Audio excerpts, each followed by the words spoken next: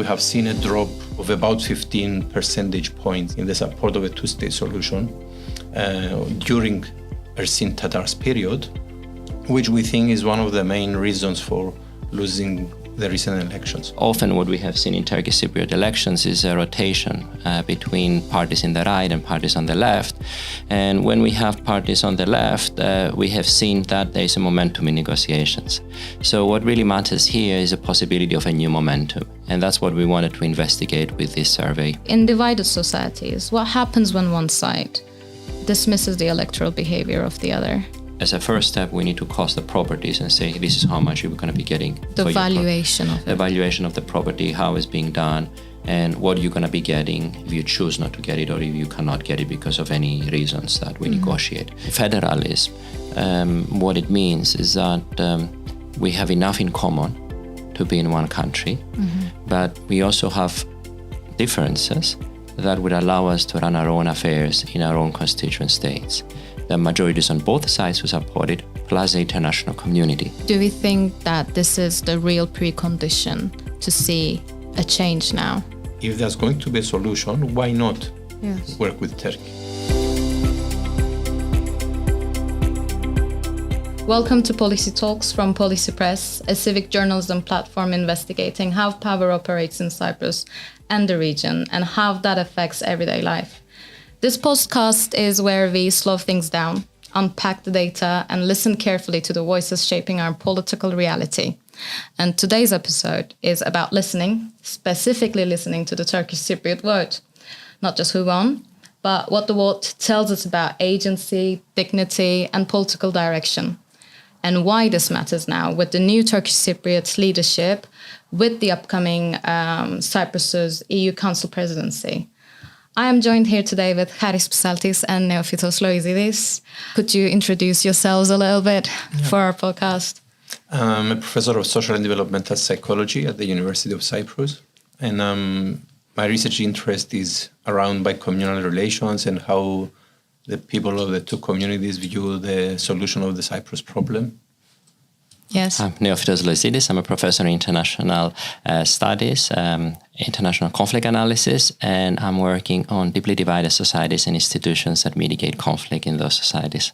So happy to have you here on this podcast because I really want to talk about your research findings and what that means. So I'll kickstart this by asking, many Greek Cypriots feel that these elections that happened in North among the Turkish Cypriot community are somehow meaningless because of it being not in a recognized territory. So why is that precisely?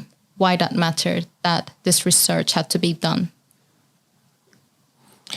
We have a problematic, I could say, master narrative in the Greek Cypriot community that everything depends on Turkey and that somehow the leadership in the Turkish Cypriot community is controlled by the wills and the desires of the Turkish government. This is partly true. Nobody could deny that, and we have lots of Turkish Cypriots who say that. At the same time, the Turkish Cypriots over decades have demonstrated their own agency. And often what we have seen in Turkish Cypriot elections is a rotation between parties in the right and parties on the left. And when we have parties on the left, we have seen that there is a momentum in negotiations. So what really matters here is a possibility of a new momentum. And that's what we wanted to investigate with this survey. Yeah, and I'd like to ask you actually, in divided societies, what happens when one side dismisses the electoral behaviour of the other? We have a limbo and no negotiations, because how could you negotiate with the leaders of the other community if you don't recognize them? So you end up in a situation of either not having negotiations or you're having negotiations through proxies that are never productive. What often is the legitimate way forward is to acknowledge at least that the other side has an agency. We're talking in general terms here, not just in Cyprus, and engage in negotiations that are inclusive. In the Cypriot context, we have precedents. We have a history of negotiations where the Turkish Cypriot leader, whoever is elected in the Turkish Cypriot community, represents the interests of the Turkish Cypriots in the negotiations. It is a format we've been using for decades now, so there's no point in questioning this. And I'd like to actually ask a more broader question right now for the both of you, just to, again, build that momentum to the depth that we're going to cover in this podcast. For listeners who feel nothing ever changes, what does this election say about the political climate that we're going to? I think, one of the main findings of that research was exactly the delegitimization of the idea of a two-state solution from 2020 onwards. Mm-hmm. So, after the Crans-Montana period, what was very clear was that most of Turkish Cypriots were actually attributing the failure to the Greek Cypriot side. And in that sense, there was a huge disappointment that, Greek Cypriots don't want a solution, so we are turning into our other options. And two-state solution was also seen as a possibility. So, but at the same time, I think through the years of Ersin Tatar's leadership, we have seen a change because more and more people realize that actually this is not leading into a recognition path. So it's like a dead end, which doesn't seem to go anywhere. And we have seen a drop of about 15 percentage points in the support of a two-state solution during Ersin Tatar's period, which we think is one of the main reasons for losing the recent elections. But there are more variables actually in play that influence that dynamic. Yeah. There were other issues like the issue of the scarf that impacted on whether Ersin Tatar was seen as somebody that could support the secular identity of Turkish Cypriots or not, and he seemed to have failed that test, I would say. Mm-hmm. That's also a very important factor. Yeah. And then, usually those in leadership have some kind of disappoint many people, generally speaking, in politics. I think Neophytos. Yeah, you have seen the pendulum going in different directions in the Turkish Cypriot elections with leadership changing every 5 years since the times of the Annan Plan. So that's a pattern we have observed for almost a quarter of a century now. Well, that's why I really think the recent research that you've done is really important, because it does outline how in this period of time people's beliefs have changed within the Turkish Cypriot community. So we've talked about the support for two-state resolution after Crans-Montana to slowly incline, and then at 2022 it then starts to fall. Is this change, do you think, is that an emotional change, or is that a strategic move to change from going towards the two-state resolution to then again considering maybe federation?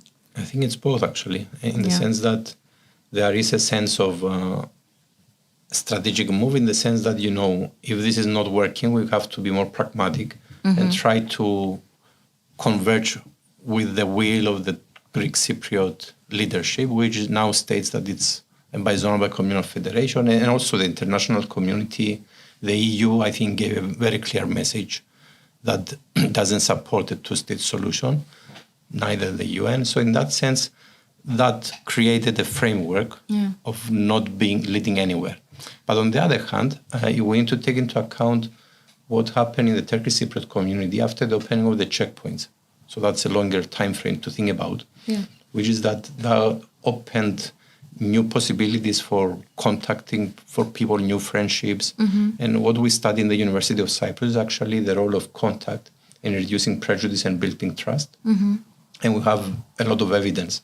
I mean, we have tested more than 30 studies, 40 studies, most of them bi-communal, which show that contact does lead to the reduction of prejudice in Cyprus. So that process of, a new Cyprus after 2003 with the opening of the checkpoints actually gives a constant prejudice reduction trajectory for the Turkish Cypriot community, which is crucial actually in how they see the Greek Cypriots and their willingness to reunify Cyprus, to build a renewed relationship or partnership.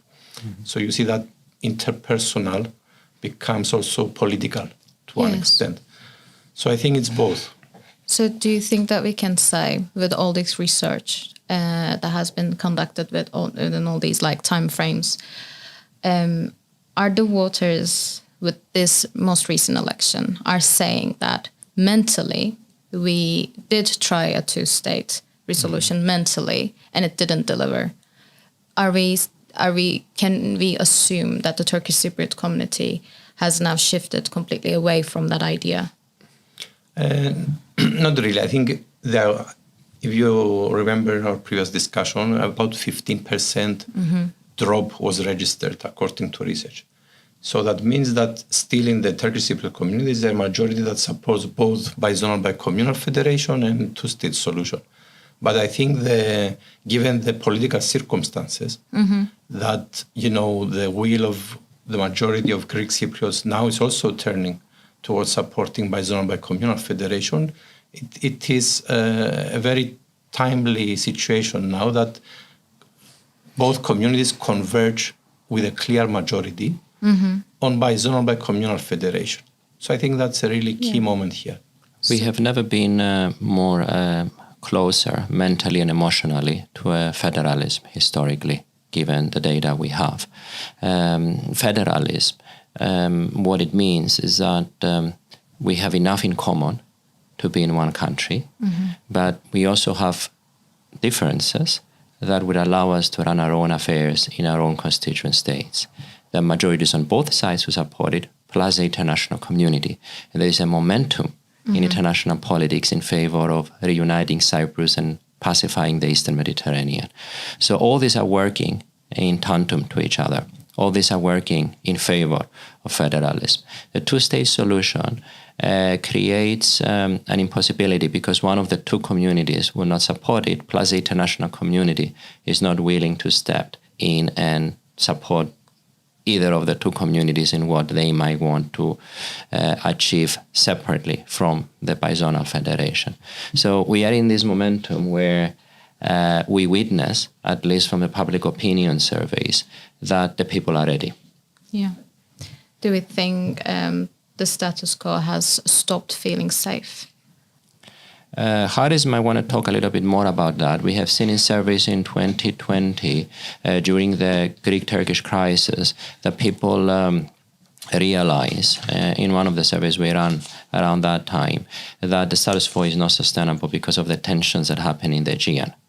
So it's not just a status quo in Cyprus, it's a status quo in between Greece and Turkey that is affecting Cyprus as well. So there's a lot of possible confrontations that might affect Cyprus in the future. The status quo is also not working for a lot of people whose properties are in the wrong side of the divide. Because they cannot divide it. We're in a lose-lose situation because a lot of people have not access to properties or compensations, both Greek and Turkish Cypriots. People use properties that are not theirs. They don't have the titles that give them full legitimacy and ownership of these properties. When this is sorted out, more people will be in a better position.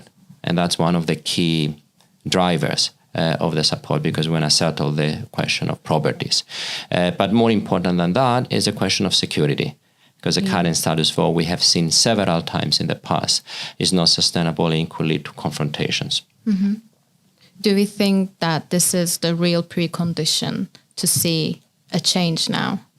That's one of the preconditions. The settlement will come because people think that the status quo is not sustainable and dangerous to them, or also, in combination to that, that there are incentives that we can change the status quo. We can go from a situation that some people think is tolerable to something that is much, much better. And one could do the calculations for that, and it could provide arguments and strong evidence that a peace settlement will change the daily life of every citizen in Cyprus, Greek and Turkish Cypriot, in a positive direction, through properties, through contact, through opportunities that a peace settlement will provide. Actually, I'm reading from this book we discussed earlier, Conflict and Change, that just came out, where we summarize this research in both communities through representative sample surveys throughout the years from 2003 until today. And if you look on one of the graphs here that describes the stance towards the status quo or the continuation of the status quo, by Turkish Cypriots. There's something really interesting in the period from 2020 until 2023. So again, Ersin Tatar's period. Yeah. So you see there is a doubling of the percentage of people who reject the status quo. So in 2020, it was 20%, and in 2023, it's 41%. So I think that's that exact dynamic, Neophytos, that we observed previously in the Greek Cypriot community during the tension around the Aegean between Greece and Turkey, the opening of Varosha, the tension in the UN buffer zone, patrol buffer zone in Cyprus. Exactly that dynamic was repeated here a few years later in the Turkish Cypriot community. And why is that? I think it's because of this situation with the properties that was created, where people started feeling insecure. You know, people are now coming to ask for my property. What's happening here? So that some political movements that actually created that kind of uneasiness with the status quo. And it has been consistent throughout the results, like these research. And I think also the financial difficulties of the Turkish Cypriot community during that same period. Yeah. So I think, that's the more political dimension to it, in a way. I think we can discuss about the consistency of these research findings rather than finding a result that's explosive. This is like consistently going in a certain direction. So how can we comment on that in terms of what that will mean politically? I think the more constant, positive trend is the one related to the opening of the checkpoints, the creation of new friendships. Just to give you a number, today, if you ask Turkish Cypriots, do you have a Greek Cypriot friend? The percentage of people who say yes, it's about 50%, actually 1 in 2. Yeah? Yeah. Back in 2004, just 1 year after the opening of the checkpoints, it was much lower. In the Greek Cypriot community, the percentage of people who now state they have a friend from the other community is about 25-30%. Again, back then it was much lower. So what does that tell you? It tells you that every year new relationships are building, and this is cumulative through the years. Because, obviously people don't lose their friendships so easily. Yes. So every passing year, this builds up. And because Cyprus is a very small place, in social psychology and anthropology, we talk about the strength of weak ties. So there's a network of people that is expanding, that has not only direct contact, but also indirect contact. Indirect contact is, let me give you an example. I might not have a Turkish Cypriot friend, but maybe my best Greek Cypriot friend has a Turkish Cypriot friend. So through this extended network, you get to know people and the way they think, and it creates the prejudice reduction effects and trust building we see also through direct contact. Yes. The other big trend is with people who have lost properties.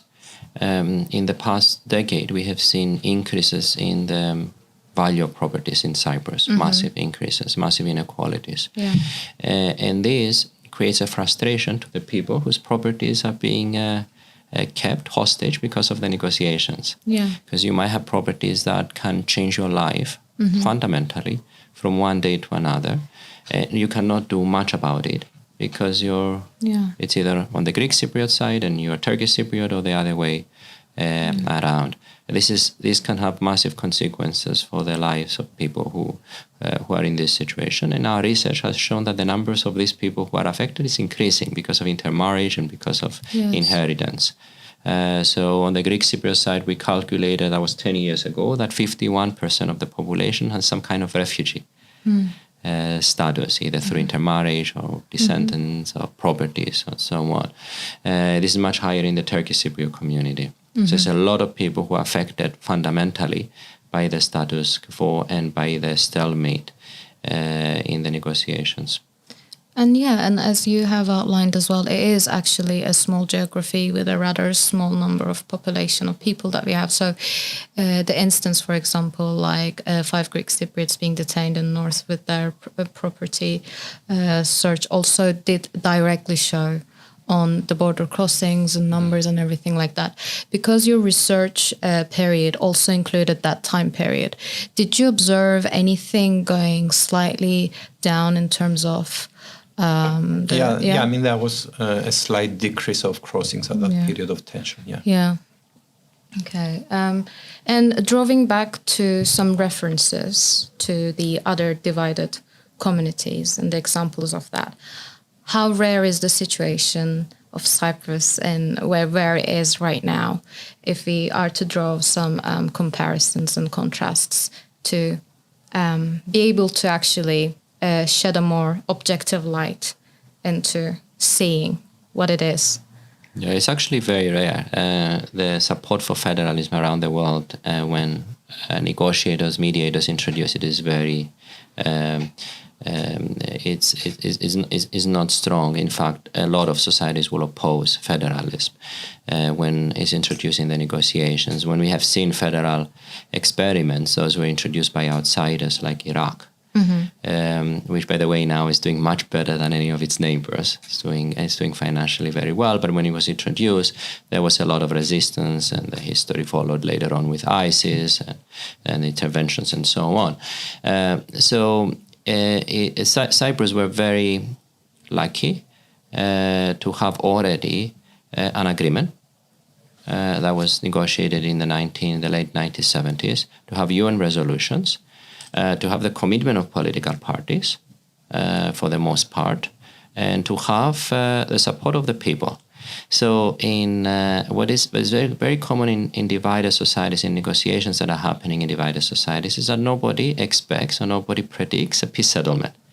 I know no cases from survey polls and predictions around survey polls that someone would say we're predicting a peace settlement in Northern Ireland before the Good Friday Agreement. Nobody would do that because everybody expects that they will fail like never before.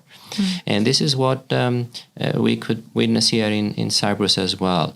We don't realize how close we are in the negotiations, because if you put all the elements together, we have Crans-Montana very close to reaching a settlement. Right? 95% is the argument, has been resolved in Crans-Montana. Then we have increase in support by the people. And then we have an extremely favorable international environment, because the big bosses do not want to have another confrontation while Ukraine is happening, and they want to use the Eastern Mediterranean as a gateway for natural gas and energy going to Eastern Europe. So we have everything in place, almost everything in place to have a settlement, but we don't realize that we're very close, because we don't have the comparative perspective. I think if there is a prediction of one big issue to be resolved in the next 10 years, that will be Cyprus, for the reasons I mentioned. Now, the question is that predictions do matter, but predictions by themselves are useless without political agency. That's where we need to concentrate, I think. Yeah, and we have doubled in and out of a few elements we've talked about how Turkish Cypriots voted, why they voted. We've talked about what this research could also mean for peace talks a little bit, but I really want to do a deeper dive into this. Not in theory, but in political reality. What negotiation approaches are no longer viable from a voter perspective when we look at the research? Has process without progress lost legitimacy? Because if there is a momentum, but it's not followed up by the political actions, I'd like to hear your thoughts on this, about the next political steps that are now needed to be made. I think the electoral campaign by Tufan Erhuman was ingenious because he introduced a frame that allow the Turkish Cypriot community to support federalism, but not unconditionally. He said if we don't go into peace settlement, then there shouldn't be a return to status quo. So there should be something new. So in a way, he brought the possibility of some kind of limited recognition closer, something that all the Turkish Cypriots would agree, and he provided the pathway to do so. So electorally, that was ingenious because he secured the federalism vote, who was the biggest, but also managed to gain supporters from the center and from those who were not just federal supporters. They wanted something different. No return to status quo, some limited attributes of autonomy, and so on. So electorally, that was ingenious formula. However, the problem with that is that right now is not acceptable to the Greek Cypriots, because they will say, why should we engage in a negotiations that gives you a positive outcome only to you? The response to that is either to reject the approach and turn our back to the Turkish Cypriots. You got 62%, but sorry, we cannot accept it because that's not common in negotiations. That's one approach, dismiss it.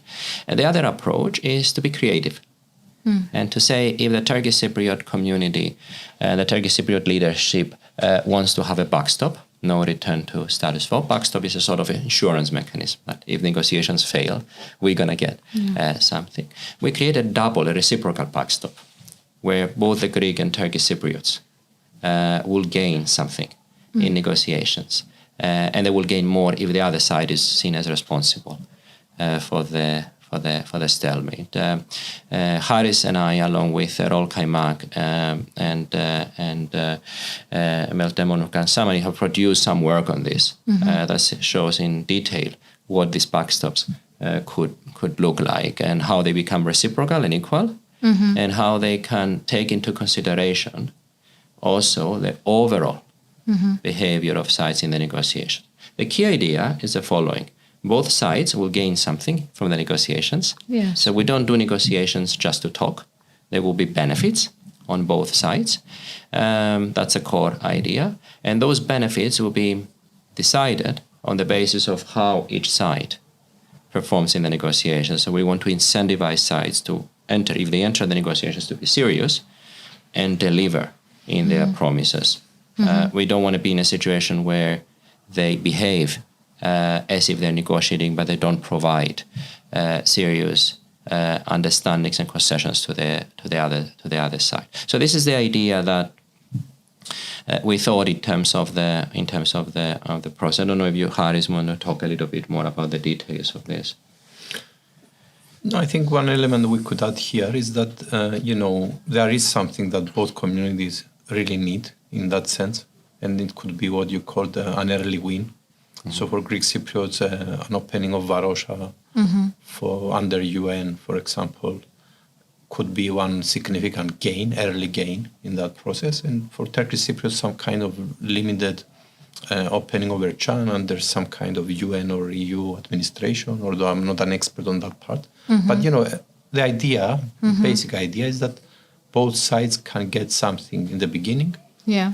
And then they can start building trust and negotiating, and depending on their behavior, on how they seem to be good-willing and accommodating to the needs of the other community, they could be rewarded, even by an external, arbitrator. Yeah, these measures require some kind of supervision. Yes. From outside. But what we also find in our surveys is that increasingly people are okay with that, because that gives them the security that the arrangement will endure over time. I remember, this is not only for the people, I remember a few years back, I was having lunch with a senior Turkish diplomat, and I brought the question of Varosha, and he told me Varosha will not be a confidence building measure, it will be a confidence destroyer measure. So it's always a fear that these measures might bring more conflict. And to avoid that, we need some kind of acceptance that will be a supervision from outside and will be making the final decision. Otherwise, we can trap ourselves in a situation of conflict and no return. And both sides must be aware of this. possibility. But the idea, if anybody has time, can go into one of the AI models and look at what kind of growth it will bring for the Turkish Cypriot community if Varosha opens up, or how much growth an airport in the north will bring to the Greek Cypriot community. The benefits will be immense for the economies on both sides. The interactions, the trade, the contacts that will come with that will bring investment and growth that we wouldn't imagine for the next decade. So these are fundamental for the Turkish Cypriot community that would take away their rent and whatever compensations in addition they had to pay in the future, because for every minute, even now that we're talking, every minute counts in terms of compensations for the owners. So all these are key to the two communities coming together. But the fundamental question there is that after the election of Tufan Erhuman and people siding with the formula of no return to status quo, do we want to reject that and go back to the old format of negotiations? Nothing is agreed until everything is agreed. Or do we want to take advantage of the voting of the Turkish Cypriot people and say, we hear you, we understand what you're saying, we would like to change it, and we want our own interest to be accommodated, and we create a formula that is win-win for both communities, that has benefits for the Turkish Cypriots the day we start the negotiations, and has benefits for the Greek Cypriots the day we start on the negotiations. Nobody loses, both sides win, and we move forward in a way that allows us to understand each other better in the future. Yes, and I do actually want to talk about this because we've been discussing that there's this like momentum created now that has been better than ever, with research results showing that there is now more than 70% plus in support and tolerance. 75%. 75%. Yeah. I was thinking whether this tolerance is now enough to sustain hard compromises, and whether it comes to negotiators, would they be willing to take on such approach as you've described? I think here a line of research initiated by Neophytos and his colleagues when he was at Kent and now at Warwick is the so-called conjoint analysis, which is a method that can actually go beyond the general support for a form of solution and actually identify the specific elements of a peace package that could be accepted by both communities. So we have done this research back in 3-4 years ago, and we repeated that very recently. Actually, in that research we were discussing earlier in the Turkish Cypriot community, that happened just a few months before completing another similar research in the Greek Cypriot community that included that element of conjoint analysis. So we are now in a position with two different research projects to identify what kind of variation of the Guterres framework can actually be accepted in a referendum from both communities. So we know we have identified specific elements that we can talk more about if you are interested, of how that peace package that could be accepted in a referendum could look like. So essentially what we did is that we're very excited with Charis's findings about the rising support for federalism. Yes. But the question is, what you ask, are they going to support the same federalism? And let's see whether we can throw in the hard concessions, the hard compromises into an experiment, public opinion experiment. This is, by the way, one of the most established methods in the social sciences, so we haven't invented it. It's something that people use across. We introduced it in deeply divided societies and Cyprus specifically in a publication with Charis and colleagues in 2022, and we repeated it now. So to take it one by one, we look at the questions of political equality and different models of effective, what we call effective participation by the United Nations. We look at territorial concessions, and we look for security and guarantees, and we look for compensations, as well as the deadlock resolving mechanism. The latest survey also look at energy questions.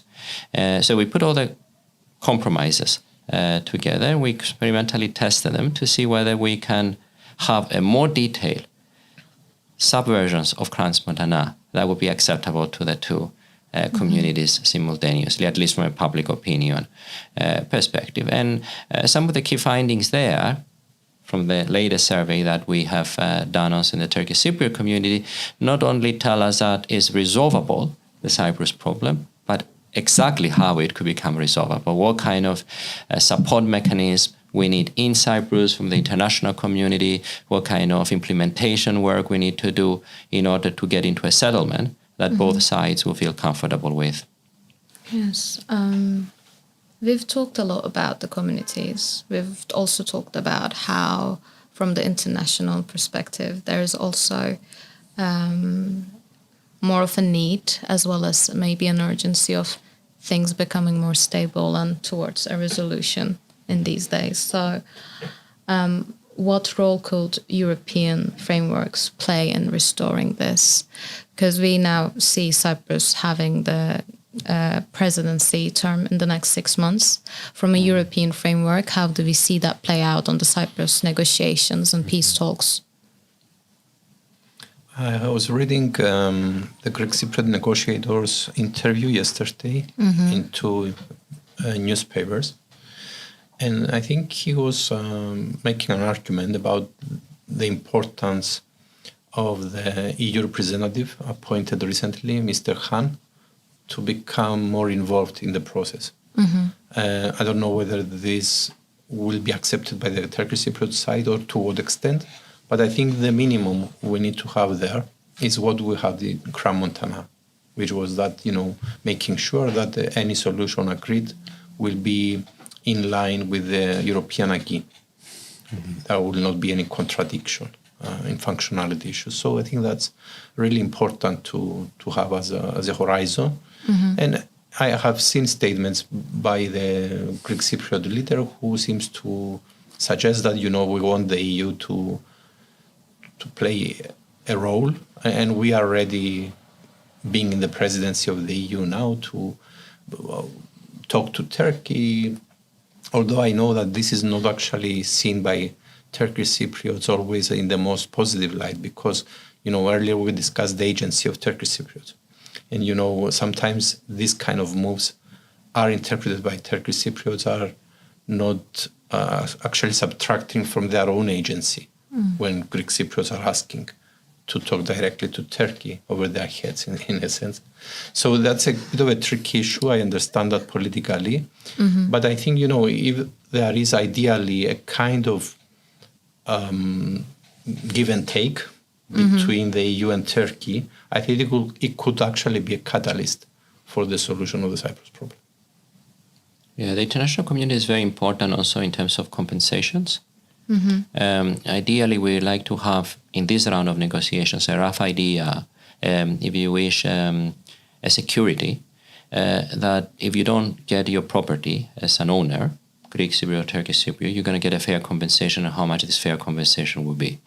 I leave the issue of getting the property back separate. But as a first step, we need to cost the properties and say, this is how much you're going to be getting. The valuation of it. The valuation of the property, how it's being done, and what you're going to be getting if you choose not to get it, or if you cannot get it because of any reasons that we negotiate in the meantime. That would register in people's mind as an alternative, as a second best alternative if they don't get their property back. And I think it's very important to have the properties properly costed and secure the funding for that, internal and external.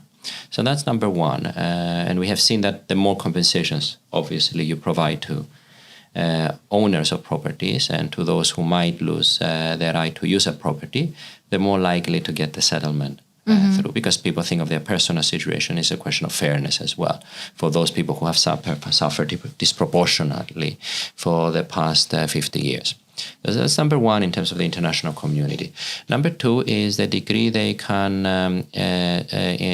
be involved in the monitoring and implementation mechanisms and the guarantee status. We have seen in the surveys that having the motherlands involved, particularly on the Greek Cypriot side, is problematic. And the question is that if everything else works for the Turkish Cypriots, can we find third countries that could guarantee in a reliable way and what would be the reliable way, the security and the implementation. In this formula, we have seen that there are three possibilities. One is EU countries being involved heavily. The other one is having NATO, also within the zone of acceptability on both communities. And another option is to have countries from outside Europe and NATO, countries such as Australia, Japan, Canada. We have done a lot of work with these countries as well, and there is willingness for them, for their own strategic interest, to be involved again in Cyprus. The reason being that they themselves see that the global system is very insecure, and they would like to contribute to European security in return for future support from the EU. So what I was saying before is that there is a complementarity of interest worldwide with our willingness and wish to bring peace in Cyprus. Yeah. And if we understand how the global system works, we can better serve the interest of the negotiations as well. There's also an interesting and important regional dimension here in the Eastern Mediterranean, because in the recent research we completed with a conjoint survey, as Neophytos mentioned earlier, we added one of the dimensions being energy cooperation in the East Mediterranean. And there you see a very interesting finding that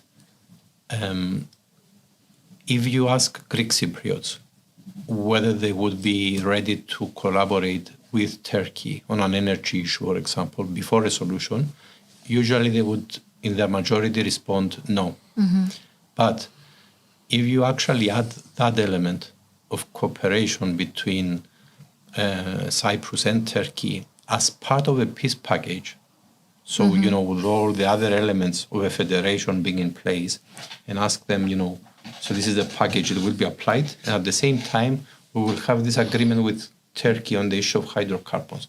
So we'll extract the hydrocarbons, they will go with a pipeline through Turkey to the EU, for example. Then you get a majority support in the Greek Cypriot community. So that I think this is really important, because it shows that also Greek Cypriots are pragmatic in that sense. Yes. And can see their interest. Yes. So if there's going to be a solution, why not work with Turkey? But not before, because we don't trust Turkey. You see exactly. that There is a strong emotional stance to it, but once it actually offers a pragmatic solution that will benefit everyone, suddenly the same proposals sound something that's like acceptable. They become rational and acceptable, Yes. And actually we're presenting that on the 21st of January at the London School of Economics, Hellenic Observatory. Great. That's where we will present this more formally. Look forward to it. People interested, Look forward to it. So there are a lot of signals everywhere from the community, from both communities, and from the international interest. Can we talk about what will happen if these signals are being ignored in the political sense, if they're not acted upon, if these findings are not taken into account to consider new negotiation methods, if the communities and all of these things that we've discussed, if they're not taken into account? Yeah, it will be a pity, because if you think about it, we have 2 years of prime time with no elections. Turkish elections will be in 2028. American elections, Greek Cypriots will be voting for presidential elections in 2028. Greek elections will be 2027, but they're not as impactful. So we have a lot of time ahead of us to negotiate, and we have a favorable international environment. So I don't think anybody could ignore the signals. I think we're beyond that state. What will happen is that each side will be tested. Each side will be tested in terms of its willingness to support the settlement, and the side who doesn't engage in negotiations would also face some kind of consequences. You might not be the consequences that the Turkish Cypriots imagine if the formula that was proposed by Tufan Erhuman will have been introduced, but there will still be consequences. And for the Greek Cypriot side, that means a continuation of the status quo, with the international community feeling that Greek Cypriots are responsible. For the Turkish Cypriots, it will mean that another moderate Turkish Cypriot leader will fail, the third in sequence, if the Turkish Cypriot leadership does not meet some of the Greek Cypriot fears and expectations. So it's going to be a lose-lose situation. And do we want to have a lose-lose situation when we have a formula that could be from day one win-win on both sides? And that's a question one could ask. Why engage in negotiations that will fail and engage in a protracted back and forth with no positive results when you could clearly enter negotiations and win and have benefits from both communities? Yes. And that's why your research has been key in what it presents and the results, findings. And so I'm excited. What else is under the radar to the research and developed findings on? AI, Ramesh AI is something new we want to test in the near future. You know, now with the AI revolution, research-wise, it has become much more easy to actually do large-scale focus group discussions. So imagine having around a virtual table, hundreds of people, both Greek Cypriots and Turkish Cypriots, speaking to each other in their own language, translated immediately in the other's language, getting ideas from them, and thrown back to the other community, testing them immediately, and reaching a consensus within an hour. So that's what Ramesh AI is doing. It's a new platform that we tested in Cyprus around these issues. And our plan is the near future to actually implement it more widely. There are different ideas, there's several ideas in mind and projects. One involves using animations in public opinion survey. Charis and the University of Cyprus have developed an online panel now. So it's easy to send people a link where they can fill up the survey. The same we're going to do in the Turkish Cypriot community.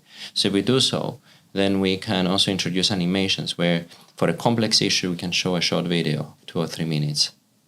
And then we ask people's response to a small video that describes, for instance, how political equality, the complex concept of political equality that very few people understand, make it understandable through visual explaining formats. Visual explanation with 2 examples from Belgium, let's say, and Northern Ireland, with very different systems, and then try to see which system they will consider more viable for the case of Cyprus. So animations is one of them. AI is another one that Charis has mentioned. The return project, the comparative element of that is immense. So maybe you could say a few things.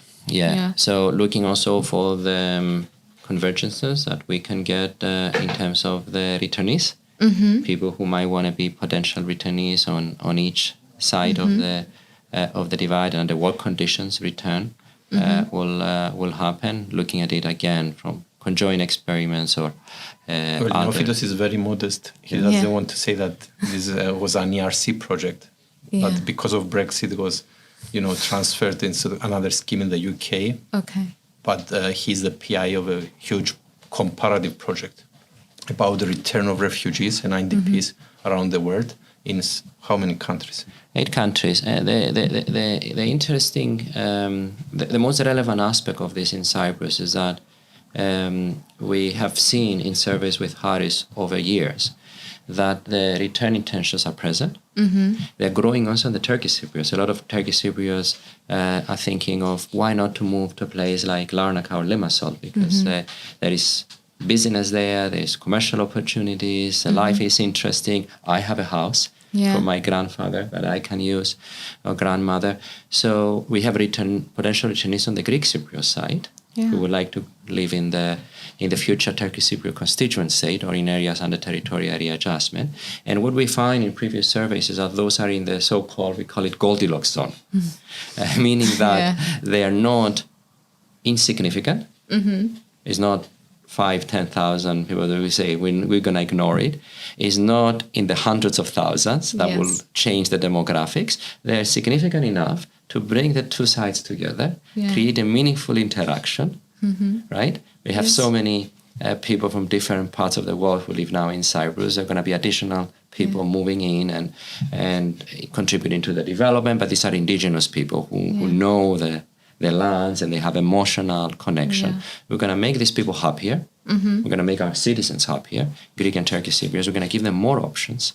A Turkish Cypriot will wake up in the morning and say, I'm thinking of moving to Paphos, because Paphos now is the place to raise a family. So this is a type of life we want to have post-settlement with regards to returnees. And this is the scenarios we're going to be testing to see how people feel with the prospect of return and what will make it more viable in the future. So that's one area that we're going to be investing our energy and time. Another idea is another topic that we're looking at is the questions of arbitration and enforcement. Arbitration was seen, particularly in the Greek Cypriot discourse, as a negative. Element in the negotiations. If you remember, there was even in the declaration that no arbitration will be done. However, we increasingly find that if you have a small issue in the negotiations, you don't want it to be lingering forever. So for issues that are not very important for the survival of both sides, and where you can have a person with technical skills that will come in and provide you a final solution that is win-win, then you might want to have that kind of mechanism. That would take a lot of pressure away from the politicians. What we also suggested over time is that if we create those deadlock mechanisms, deadlock resolving mechanisms, arbitration mechanisms, we can also take into consideration, that was an idea from a London-based Greek Cypriot lawyer, Constantine Bartasidis, we should take into consideration the degree that each side implements the agreement. So if we're going to have an element of enforcement and arbitration from outside, we could also make decisions in the future in this body on the basis of how each side implements the agreement. So what is the biggest Turkish Cypriot fear? Greek Cypriots will not implement. What is the big Greek Cypriot fear? Turkish Cypriot and Turkey will not implement. But if you know that your legal entitlements in the future, in future decisions, will be tied to how much you implemented the agreement, you're going to think twice. Yes. As Greek Cypriots. If I vote Elam tomorrow and they don't implement the agreement, I'm going to be losing legal entitlements and legal decisions for the next 10 years. Are going to have consequences for the next 100 years. Goes back into the pragmatic thinking and then removing some of the emotional predispositions. Exactly. So we can test the people by providing people the right set of institutions. We can test their true intentions. That's the idea. Great. And could you maybe briefly mention about the book that you recently published? Yeah, sure. You see, this was a book co-edited with Professor Brady Wagoner in the University of Copenhagen. It's comprised of two parts. The first part is a synthesis of 20 years of research in both communities of Cyprus about how attitudes change and the role of contact in changing attitudes, and also what kind of solutions people of the two communities are ready to accept, reject, like one state, two states, bizonal, bi-communal federation, continuing the status quo. And on the second part, there is a series of commentaries by colleagues around the world commenting on what is proposed in the first part, where there is a theoretical framework we propose as genetic social psychology. So that means essentially developmental social psychology in understanding how the dynamics of relationships between groups and within each of the two groups changes through time and also, from birth to death of an individual. So that's also the developmental dimension to it. Yes. This is a book that gives us a confidence to move forward. Yeah. And this is a book that I highly recommend to not just the Greek and Turkish Cypriots, but anyone involved on the Cyprus question right now from abroad. Because the big question, as you asked before, is why the international community should care given everything that is happening. And how do we mobilize interest in ministries of foreign affairs in Europe, in Asian countries, in democracies around the world, in the American administration. And we need this type of scholarly documentation in order to have a discussion with stakeholders around the world and tell them Cyprus is a place where you should pay attention in the next 5-10 years. Yes, thank you very much for this session. Thank It was you. great. And you've been listening to PoliCY Talks.